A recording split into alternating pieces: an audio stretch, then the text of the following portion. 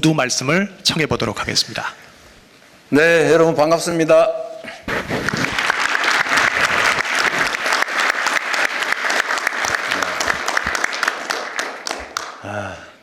요즘 기업 활동하는 건 너무 힘들죠. 온 동네가 좀 편안한 데가 없습니다. 네. 대한민국이 그야말로 저성장 또 글로벌 기술 경쟁 격화 속에서도 여러분들의 노력으로 잘 견뎌나가고 있습니다. 경제 상징 지표 중에 하나라고 할 수 있는 주가지수가 오늘도 사상 최고치를 찍어서 여러분들의 현장에서의 노력이 빛을 발하고 있지 않나 그런 생각이 듭니다. 우리 정부도 현장에 기업인 또 경제인 여러분들이 활동하시는 데 지장이 없도록 적극적인 지원 정책을 강구해야 되는데 하여튼 우리 정부 입장에서도 고민이 많습니다. 어쩌면 대한민국 역사에서 지금처럼 위기인 때도 많지 않고 또 한편으로 보면 뭔가 새로운 사회 또 새로운 질서를 만들기에 최적의 조건을 갖춘 때이기도 합니다. 모든 사람들이 지금 대한민국 어렵지 위험하지 뭔가 새로운 시도도 해야 되고 뭔가 우리가 고통도 감내해야 되지 않을까 이런 각오들도 상당 정도는 하고 있지요. 그리고 어쩌면 정부의 구도도 뭐 마음에 안 드는 사람도 있겠지만 입법부와 행정부가 제대로 판단하고 제대로 결정하면 또 그대로 집행될 수 있는 최적의 상황을 또 갖춘 것도 사실입니다. 잘하면 아주 잘할 수 있고 잘못하면 큰일 나는 상황이 된 거죠. 여러분들의 적극적인 의견 개진을 바랍니다.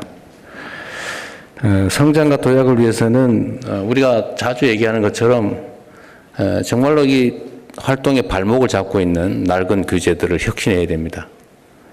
언제나 말씀드리는 것처럼 이 모든 제도나 정책 결정이 수요자 중심으로 되어야 되는데 대체적으로 권한을 가진 사람들이 또 수십 년간 일을 하다 보면 관성에 빠져가지고 자기 중심적으로 생각하는 즉 공급자 중심으로 생각하는 경향이 있습니다.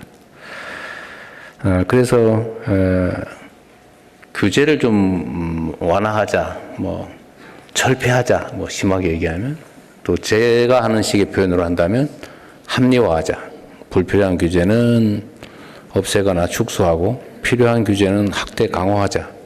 일방적으로 축소하거나 일방적으로 확대하는 것만이 옳은 건 아니니까 합리적으로 만들자라는 게 제가 드리는 말씀인데 역시 이것도 잘못하면 회의나 몇 번 하고 구호나 외치다가 끝나버릴 가능성이 적지 않죠. 그렇게 되지 않도록 저희가 노력하겠습니다. 그래서 지금 규제들이 보면 이제 이해관계자들 간의 충돌이 많죠. 또 한편으로 보면 정부 일을 하는 부처들조차도 입장이 다 달라요. 평소에 만나서 얘기라도 좀 잘하고 일정한 목표를 두고 토론해서 좋은 결론 내면 다행인데 이 칸막이가 많아가지고 그 칸막이 속에서 각자 판단하고 그 칸막이를 넘어서지 못하다 보니까 필요한 일이라도 그냥 내일 하지 뭐 모레 하지 뭐 그러다 결국은 안 하고 넘어가는 그런 일들이 많았던 것 같습니다. 그래서 이거를 복잡한 이해관계 또 부처 간의 입장의 차이 때문에 정말 거미줄처럼 규제들이 얽혀 있는데 이런 거미줄 규제를 좀 과감하게 확 걷어내자라는 게 우리 이번 정부의 목표입니다.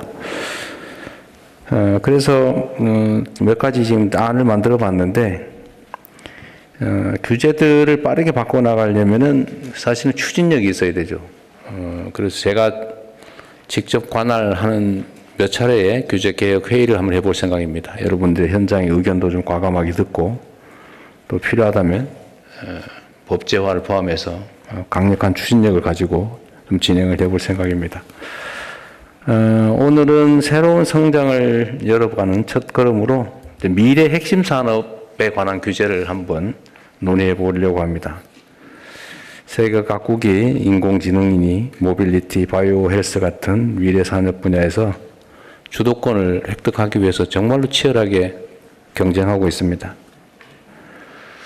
위기는 언제나 있지만 그 위기보다 한 발 빠르게 우리가 갈 수 있으면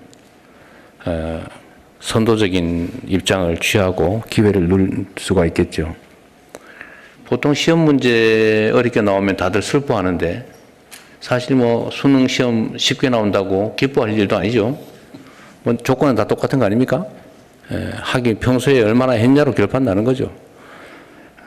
지금 상황이 어렵다고 해도 세계 각국 각 기업들이 다 어렵기 때문에 이제 우리가 어떻게 하냐에 따라서 전혀 다른 결과를 만들 수 있겠다 그런 생각을 합니다. 하기 나름이다. 오늘 한번 여러분들의 의견을 잘 들어보겠습니다. 들어보고 특히 이제 몇 가지 주제 말씀을 나누게 될 텐데 저는 대한민국의 규제 형식 중에 이 불합리하고 불필요하고 그 쓸데없는 것들이 꽤 있다고 생각해요. 예를 들면 이런 건데 기업들이 무슨 산재 사고를 엄청나게 낸다. 그러면 보통 우리는 사고 나면 이제 처벌하고 수사하고 재판하고 뭐 배상하고 그렇게 하잖아요. 근데 그거 몇 년씩 걸리고 뭐 해봤자 나중에 뭐 실무자들 잠깐 구속됐다가 집행유예 석방되거나 벌금 내고 말고 별로 뭐 효과가 없죠. 근데 엄청난 국가 에너지가 소요됩니다. 그러니 최근에 미국이나 이런 선진국이 하는 것처럼 그냥 엄청나게 그냥 과징금 한번 때려보고 마는 거죠. 기업들한테는 그게 훨씬 더 크지 않습니까? 사회적 비용도 적고. 대대적으로 바꿔야 된다. 대한민국에서는 처벌 조항이 너무 많아요. 불필요하게. 효과도 별로 없어요. 에너지만 엄청나게 들어요.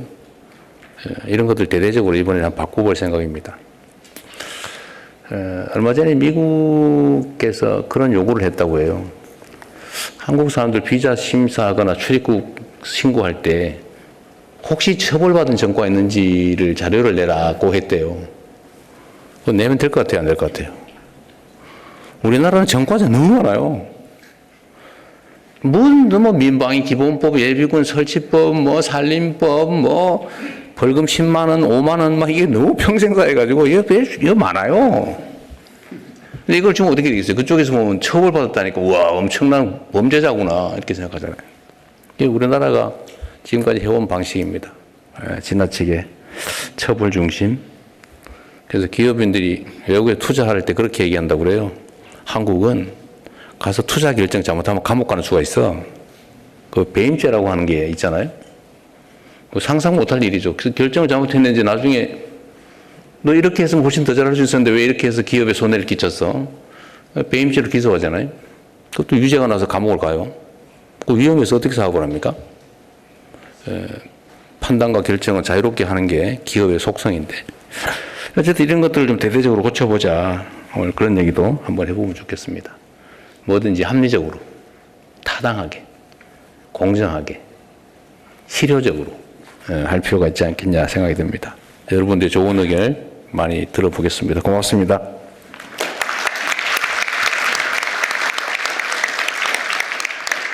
네, 말씀.